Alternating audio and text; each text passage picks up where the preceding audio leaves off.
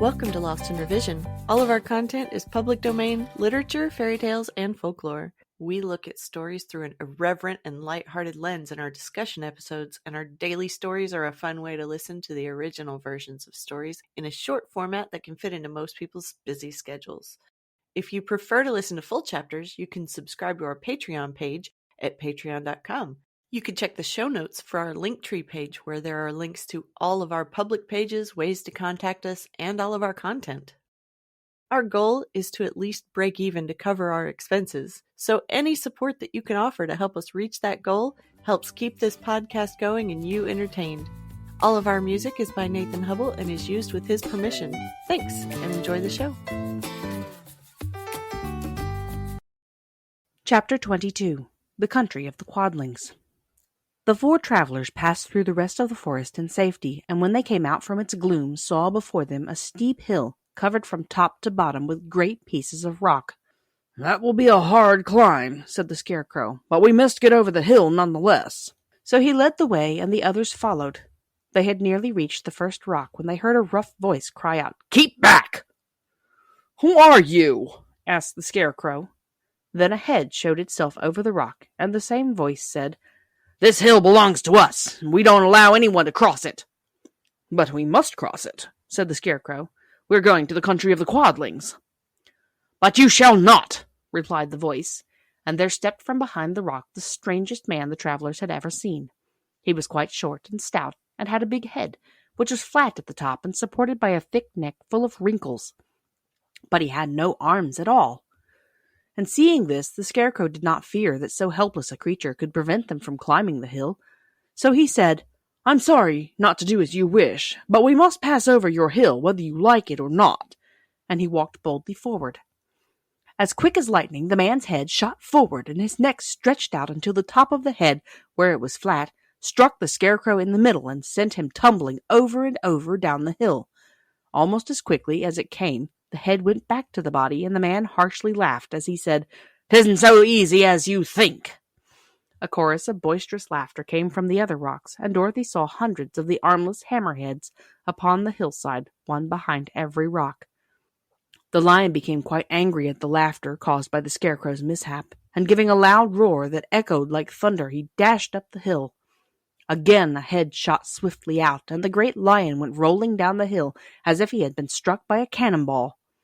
Dorothy ran down and helped the Scarecrow to his feet, and the lion came up to her feeling rather bruised and sore, and said, "It is useful to fight people with shooting heads. No one can withstand them." "What can we do, then?" she asked. "Call the winged monkeys," suggested the Tin Woodman. "You still have the right to command them once more." "Very well," she answered, and putting on the golden cap, she uttered the magic words. The monkeys were as prompt as ever, and in a few moments the entire band stood before her. "What are your commands?" inquired the King of the Monkeys, bowing low. "Carry us over the hill to the country of the Quadlings," answered the girl. "It shall be done," said the king, and at once the winged monkeys caught the four travelers and Toto up in their arms and flew away with them. As they passed over the hill, the hammerheads yelled with vexation and shot their heads high in the air, but they could not reach the winged monkeys, which carried Dorothy and her comrades safely over the hill and set them down in the beautiful country of the Quadlings. "This is the last time you can summon us," said the leader to Dorothy, "so goodbye and good luck to you." "Goodbye, and thank you very much," returned the girl, and the monkeys rose into the air and were out of sight in a twinkling. The country of the Quadlings seemed rich and happy. There was field upon field of ripening grain, with well-paved roads running between, and pretty rippling brooks with strong bridges across them. The fences and houses and bridges were all painted bright red, just as they had been painted yellow in the country of the Winkies, and blue in the country of the Munchkins. The Quadlings themselves, who were short and fat, and looked chubby and good-natured, were all dressed in red, which showed bright against the green grass and the yellowing grain. The monkeys had set them down near a farmhouse, and the four travelers walked up to it and knocked at the door. It was opened by the farmer's wife, and when Dorothy asked for something to eat, the woman gave them all a good dinner, with 3 kinds of cake and 4 kinds of cookies, and a bowl of milk for Toto. "How far is it to the castle of Glinda?" asked the child. "It is not a great way," answered the farmer's wife. "Take the road to the south, and you will soon reach it." Thanking the good woman, they started afresh and walked by the fields and across the pretty bridges until they saw before them a very beautiful castle. Before the gates were 3 young girls, dressed in handsome red uniforms trimmed with gold braid.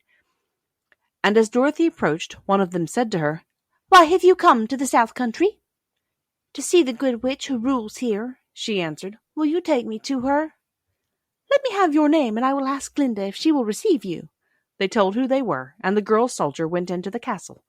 After a few moments, she came back to say that Dorothy and the others were to be admitted at once. I hope you're enjoying the stories. We sure are enjoying creating this for you. If you go and sign up on Patreon, you can listen without having to hear me talking in the intro and outro. For only $3 a month, you get the full chapters as soon as I have them edited, and you have your own personal RSS feed with no interruptions. That is less than a cup of coffee a month. We also have an account with buymeacoffee.com if you want to support us that way. So check out our link tree in the show notes for all of the best ways to get in touch and support the show. There's a lot more waiting for us all at the end of the road.